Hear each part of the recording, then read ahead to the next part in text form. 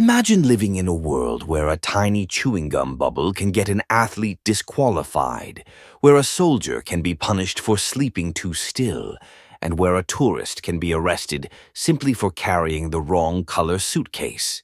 Today, we're diving into the strangest, most absurd, and downright unbelievable rules from sports arenas, military bases, and travel checkpoints across the world.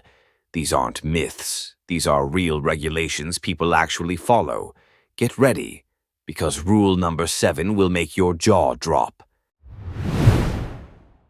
In Italy, a peculiar military regulation demands that soldiers stationed in mountainous border zones must carry 2 fully inflated cavalry-style boots at all times, even when off-duty, so that if they unexpectedly dismount to patrol on foot, they can immediately switch to mounted mode.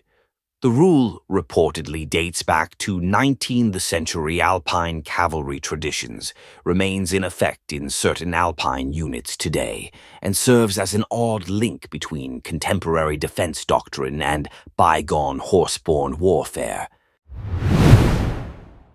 In Japan, one travel regulation prohibits tourists from carrying pet goldfish in transparent bowls on public trains unless they cover the bowl with a cloth.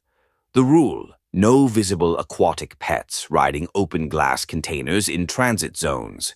The rationale given by regional transport authorities in Kyoto is that reflections and sudden movements disturb passengers and may trigger panic alarms in older tunnel segments.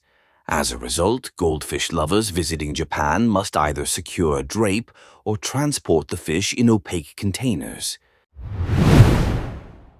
In Australia, the official sport of sheepdog trialing includes a little-known rule. The handler must remain outside the trial ring, never entering the field of play, and must shout an underscore whistle exactly 0.5 seconds long to release the dog. If the whistle lasts any longer, the team may be disqualified. This rule is an archive artifact preserved by the National Association to honor its pastoral heritage, yet is still codified alongside modern timing systems and performance tracking for dogs and handlers. In Finland, the quirky sport of wife-carrying has a rule. The wife being carried must be over 17 kilograms in weight and must wear a Finnish national team jersey. If the carried partner weighs less than the threshold or wears a different outfit, the couple is penalized. The contest, held annually in Sonkajärvi, therefore mandates both a minimum mass and patriotic attire. This unusual pairing of national solidarity and athletic absurdity makes the rule one of the most talked about in modern folk sport culture. In Germany, a travel regulation states that when entering the country by car, the driver must carry a printed version of the vehicle's Anschaffungsbeleg, purchase invoice, along with the registration certificate, even if the vehicle is over 30 years old and clearly exempt from import duty. Border guards reportedly enforce this even in casual transit lanes. Failure to display the invoice can lead to a delay and fine, making this technically optional but practically enforced Rule 1 that many foreign-registered vehicles dread. In Norway, the military regulation for coastal patrol units insists on a silent bolt protocol. Every turret door on a ship must be closed and latched in absolute silence before dawn signaling. If any crew member triggers a latch at or after 4:59 hours while making any audible click, the ship must halt patrol operations until the noise log is cleared. This rule stems from Cold War noise detection fears and remains active in certain naval bases today, even though modern sensors would make it redundant. In India, a travel rule in certain tourism zones, such as Himachal Pradesh, mandates that visitors to high-altitude temples must leave their mobile phones at the entrance and walk the final 200 meters barefoot. Officials say the 2 rules reduce distraction and noise in sacred precincts. Failure to comply means the visitor may be denied entry or asked to re-enter via the regular path wearing shoes. Although regional, this regulation flags how travel rules can blur into cultural ritual demands. In Spain, the sport of tiddlywinks, yes, that one, has an obscure regulation at one annual regional competition. When a winking flipper sends the chip into play, a competitor must exclaim the word plana before the chip lands. Missing the vocal cue means the play is invalid and must be replayed. This verbal precondition is inherited from a 19th century student club version of the game and remains in the bylaws, even though many modern players forget about it until reminded at the start. In United Kingdom, the travel regulation for heritage steam rail excursions requires passengers in first-class carriages to don a necktie or equivalent scarf if visibly wearing a backpack. The railway company argues that it preserves the aesthetic of the vintage experience. Backpackers who refuse to comply reportedly are moved to standard class or asked to stow their bags in luggage compartments. It's not law, but it is a strict company policy adhered to by thousands of tourists in Britain.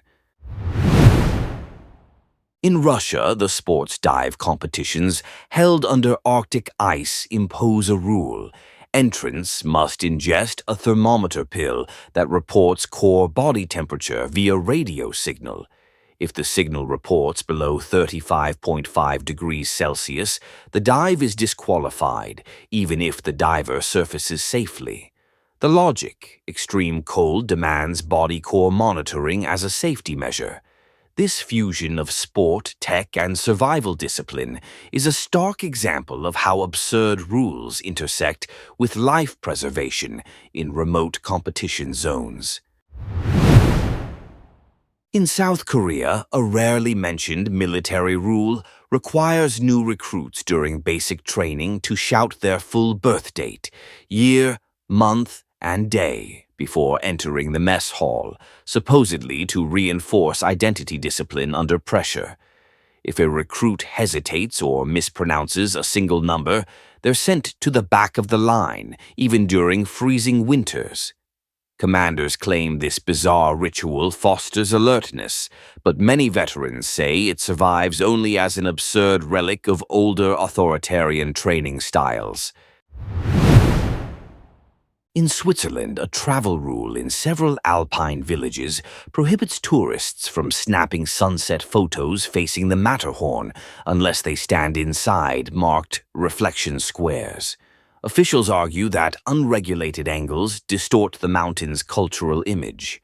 If a visitor takes the shot outside the permitted spot, local wardens can issue a small fine or delete the photo on site. This surreal blend of landscape protection and photographic micromanagement shocks travelers who expect Switzerland to be one of the world's most relaxed destinations. In Brazil, professional beach volleyball leagues enforce an odd rule. Players must touch the sand with one bare hand before every serve, even on courts intentionally cooled with water. Officials claim the gesture grounds the athlete's competitive energy, though critics say it's theatrical superstition preserved from older Rio tournaments. If a player forgets the ritual, the referee immediately awards the opposing team one penalty point. Despite frequent complaints, the federation insists the rule maintains the sport's historic beach soul. In Egypt, a desert tourism regulation requires foreign travelers riding camels around Giza to maintain a minimum smile visibility level in photos. Yes, it legitimately appears in certain tour guidelines. Authorities say smiles reassure nearby patrols that the rider isn't resisting, panicking, or about to fall. Guides sometimes force tourists to retake photos if the expression looks tense, claiming it violates safety protocol. While unofficially enforced, the rule has developed a strange cult reputation among visitors exploring the pyramids. In Thailand, Muay Thai training camps use an internal rule that bans fighters from pointing their toes at the ring ropes during pre-fight warm-ups. Trainers say pointing toes insults the guardian spirit of the ring, a superstition rooted in centuries-old animist beliefs. Fighters who break this rule, accidentally or intentionally, must perform punishing push kicks in front of the entire camp. Although modern stadiums embrace global standards, many rural gyms enforce this tradition with unwavering seriousness. In Canada's Nunavut region, a winter travel regulation states that snowmobilers must carry a carved piece of driftwood, at least 20 centimeters long, as an emergency signaling tool. Authorities argue that driftwood burns reliably in polar winds. If a traveler is stopped without it, rare but possible, they can be denied access to long-distance ice routes. This rule confuses newcomers since Nunavut's treeless landscapes make driftwood extremely rare, forcing most tourists to purchase imported, official signal wood. In Turkey, an unusual professional football rule applies in certain regional leagues. Team captains must shout the phrase, "Basla temiz," start clean, exactly once before kickoff, loud enough for the referee to hear. If the call is missed, delayed, or spoken twice, the home team loses its coin toss advantage. Originating from mid-20th century anti-corruption campaigns, the rule lingers today as symbolic ritual. New foreign players often learn about it only seconds before their debut match. In Philippines aviation, a domestic flight rule prohibits passengers from placing any fruit, especially mangoes, inside overhead bins on flights connecting through Manila. The policy claims that sudden cabin pressure changes accelerate spoilage and attract pests once landed. Flight attendants strictly enforce it, sometimes relocating fruit themselves. Tourists carrying famous Guimara's mangoes are often shocked to learn they must store them under the seat or declare them for separate temperature-checked handling. In Iceland, a quirky national sports rule governs glacier running competitions. Every participant must sing the first two lines of an Old Norse hymn while stepping onto the starting ice. Officials insist the chant calibrates breathing under cold stress. If the hymn is mumbled or off-tempo, athletes receive a time penalty before even beginning the race. Despite its mystical tone, the rule remains part of Iceland's official glacier sport identity and fascinates foreign endurance runners. In Singapore, a strict travel behavior regulation forbids tourists from dragging large rolling suitcases across historic Clark Quay pedestrian bridges after midnight because the clacking sound disrupts residents. Security officers are allowed to stop travelers and instruct them to carry their bags by hand across the entire span. Repeat violators may face fines. Many visitors assume it's a joke until they're politely confronted and forced into an awkward, suitcase-lifting midnight march over the river. In France, certain elite fencing academies enforce an eccentric rule. Before entering the training hall, students must tap their blade twice against the doorway's left wooden pillar, never the right, symbolizing respect for the unseen opponent. If the tap is forgotten, the fencer must repeat footwork drills for the entire first session. The tradition originated from 18th century dueling schools in Paris and somehow survived modernization, becoming a strange psychological ritual that every newcomer initially assumes is an elaborate prank. In Kenya, safari travel guidelines in Masai Mara require tourists in open-roof 4x4 vehicles to avoid wearing hats with reflective metal accents. Rangers claim the glint can trigger defensive reactions from elephants and agitated buffalo. If a guide spots such a hat, the tourist must remove it immediately or switch to a closed vehicle, sometimes ending the open-roof experience entirely. Despite seeming excessive, the rule is grounded in regional wildlife behavior policy, making it one of the oddest dress restrictions in nature tourism. In South Africa, surf life-saving competitions follow an unusual regulation. Athletes must maintain 1 foot touching sand while receiving final instructions from officials, even during strong winds. If a competitor lifts both feet, jumping, adjusting stance, or even sneezing, the referee can issue a procedural fault. The rule is a leftover from earlier beach rescue training meant to simulate readiness against rogue waves. Although formal rescue teams now use modern protocols, the competitive scene still upholds this relic with surprising strictness. In China, certain high-altitude train routes enforce a weird tourist rule. Passengers are not allowed to chew mint gum during steep oxygen variation zones. Staff claim mint intensifies dizziness by increasing perceived cold, and attendants may confiscate gum packets if noticed. This rule has no scientific consensus, yet it continues on select Tibet route shifts. Travelers often laugh at the announcement until officers walk through cabins collecting gum like contraband during the ascent into thin, icy air. In Mexico, lucha libre promotional leagues maintain a bizarre performance rule. Masked wrestlers must greet the ring announcer with a gesture of origin, a signature hand pose representing their hometown, before their match is introduced. If the wrestler forgets it, the announcer is allowed to announce them as of no village, an embarrassing label considered dishonorable in the subculture. Fans take this rule shockingly seriously, and some wrestlers train weeks just to perfect a gesture that lasts barely 2 seconds. In Sweden, an odd travel regulation in remote Lapland wilderness cabins requires visitors to leave exactly 3 pieces of dry firewood stacked outside the door, even if they didn't use any. Rangers can fine those who disobey. The rule stems from survival ethics. The next traveler, possibly arriving in a snowstorm, must always find enough wood to ignite a fire instantly. Tourists unfamiliar with the tradition often mistake it for a quirky courtesy rather than a rigorously enforced Nordic law of the tundra.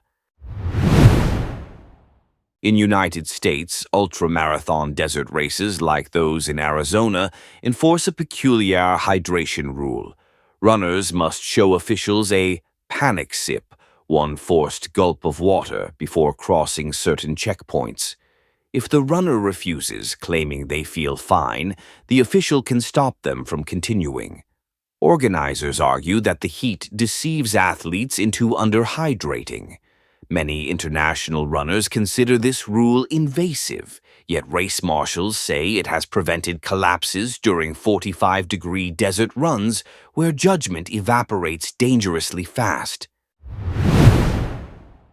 In Greece, monasteries on Mount Athos maintain a strange visitor rule. Touring men must wear belts with the buckle positioned precisely on the left hip rather than center. Monks claim the placement reduces worldly vanity and symbolizes humility. If a visitor's buckle sits in the middle, a monk may silently rotate it before allowing entry.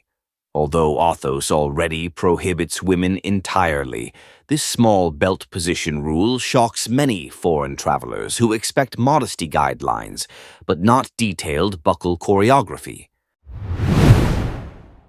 In New Zealand, bungee jump operations at specific heritage bridges require jumpers to shout the Maori word "ha" at the exact moment they leap.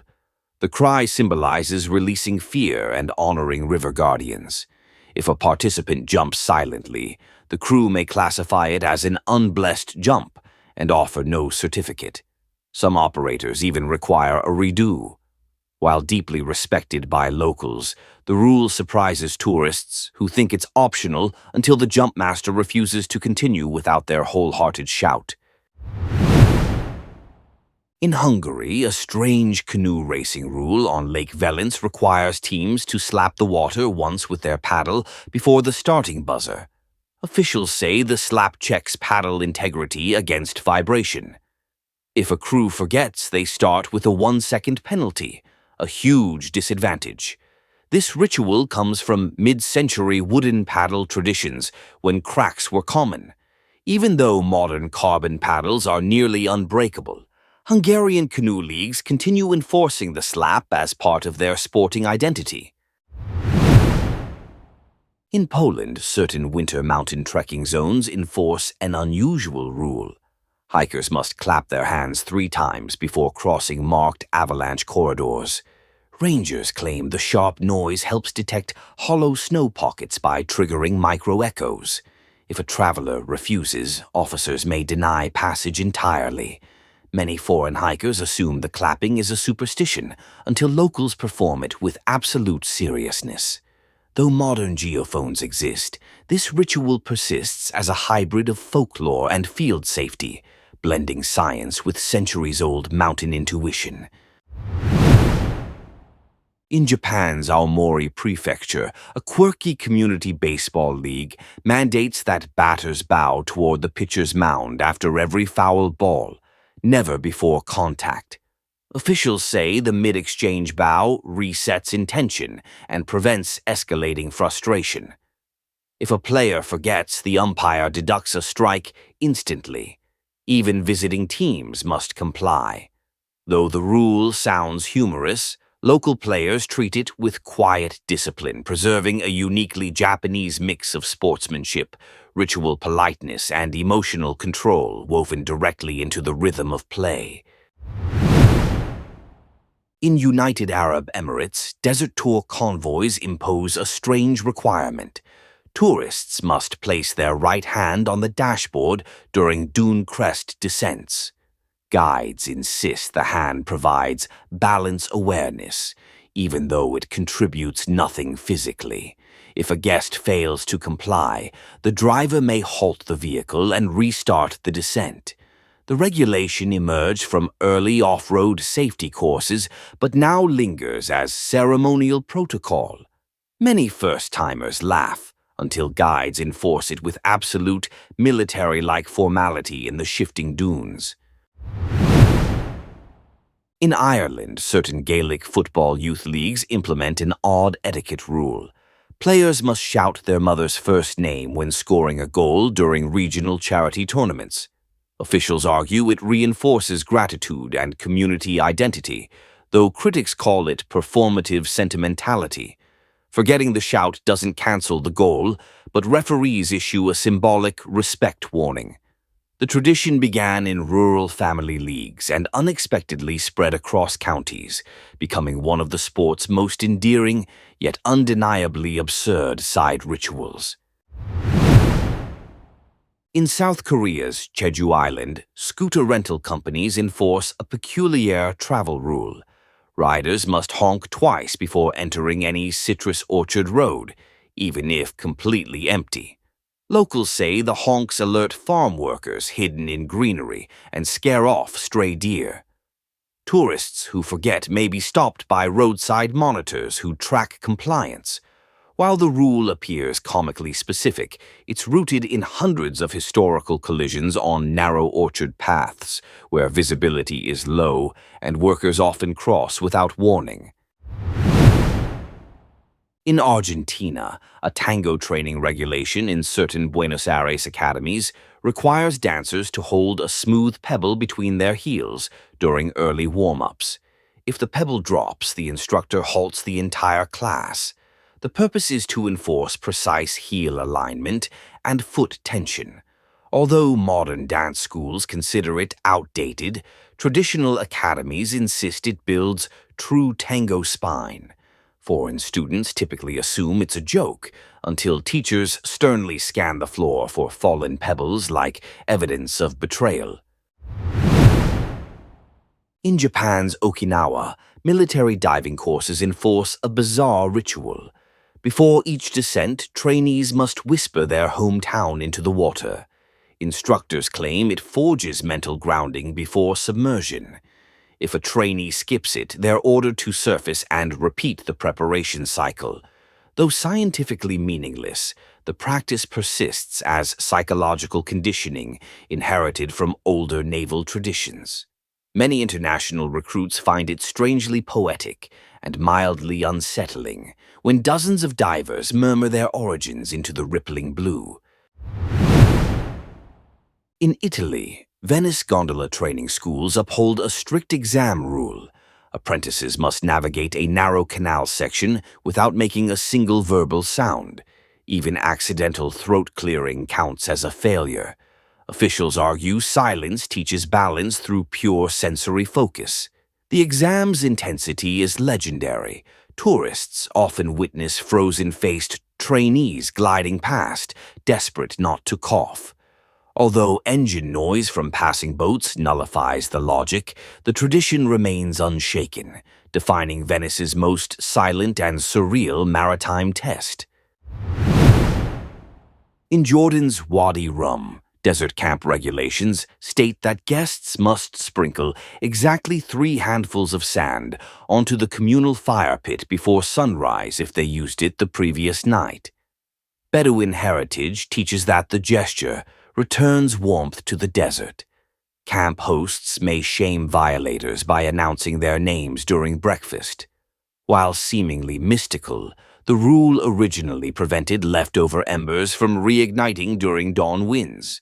Now it's a captivating fusion of safety, custom, and poetic desert etiquette. In Norway's biathlon youth leagues, a bizarre equipment rule requires athletes to touch their rifle stock to their forehead before shooting each round. Coaches say the gesture stabilizes breathing and connects focus. If skipped, judges impose a time penalty. Although serious competitors rely on modern stabilization methods, the forehead tap persists because old regional clubs refuse to abandon it. The sight of dozens of young athletes bonking rifles lightly against their heads remains one of Norway's strangest sporting visuals. In Romania's Carpathian hunting reserves, a surreal travel rule requires hikers to hum continuously for at least 10 seconds before stepping onto any officially marked bear trail. Rangers claim the humming disrupts predator-prey instincts and reduces sudden encounters. If a tourist refuses, the ranger may revoke their trail permit entirely. Despite sounding ridiculous, locals take it seriously, claiming that silence is more dangerous than sound in these forests. Visitors often find themselves humming awkward, tuneless notes just to satisfy centuries-old wilderness custom. In South Korea's Daegu baseball fan zones, spectators must stand completely still during the 7th-inning stretch if wearing team-branded headbands.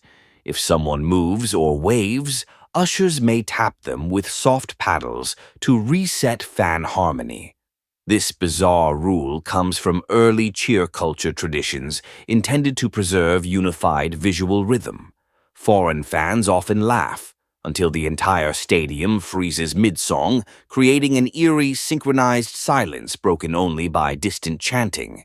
It's an absurd but iconic moment every Daegu supporter knows by heart.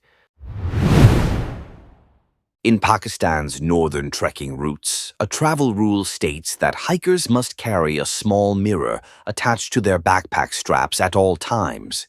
Guides say it's for signaling rescue teams in narrow valleys, but locals also believe reflective flashes ward off mountain spirits. If an officer finds the mirror missing at a checkpoint, the hiker may be redirected to a safer route.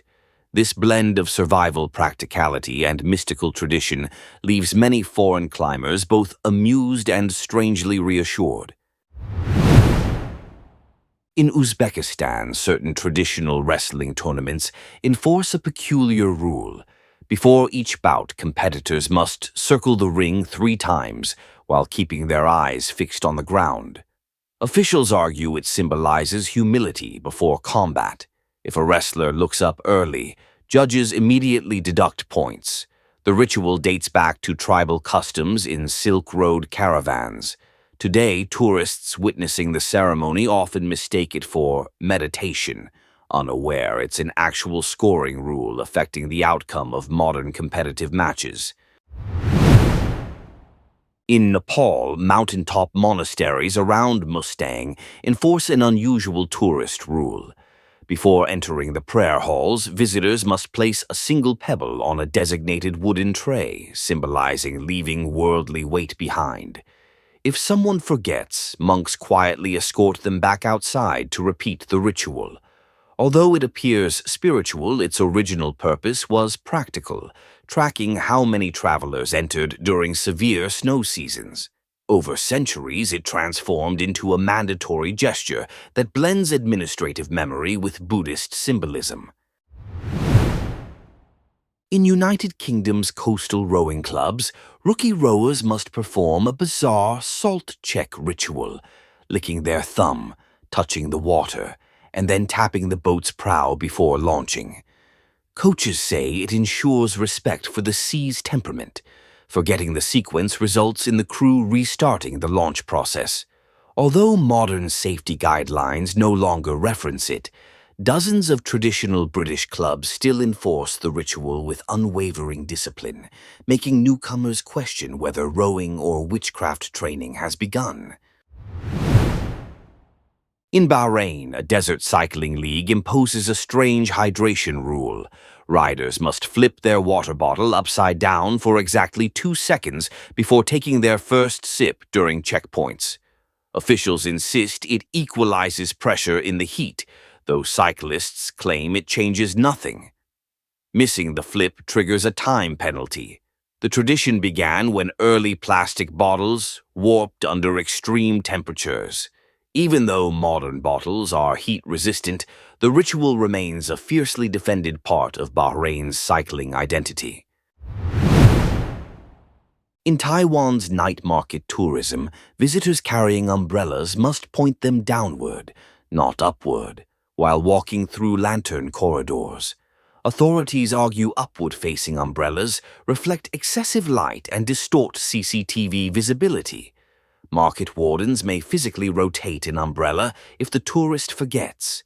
Travelers find the rule strangely precise, yet it persists across several cities. Combined with the dense crowds, glowing lanterns, and strict umbrella choreography, the rule creates an oddly theatrical flow through some of Asia's most vibrant nighttime streets. In Mongolia, traditional archery contests enforce a rare rule. Archers must whistle sharply right after releasing the arrow. Judges say the whistle helps maintain chest expansion and breathing rhythm. If the sound comes too early or late, the shot still counts, but the archer receives a cultural penalty. The practice originated when nomadic hunters used whistles to coordinate long-range shots. Even today, competitions echo with eerie whistling, turning modern arenas into haunting reminders of Mongolia's ancestral bowcraft. In South Africa's Karoo stargazing reserves, a travel rule prohibits visitors from pointing laser pointers toward constellations unless they announce the constellation name aloud first. Rangers argue the vocal cue prevents accidental wildlife disturbance and careless sweeping across protected horizons.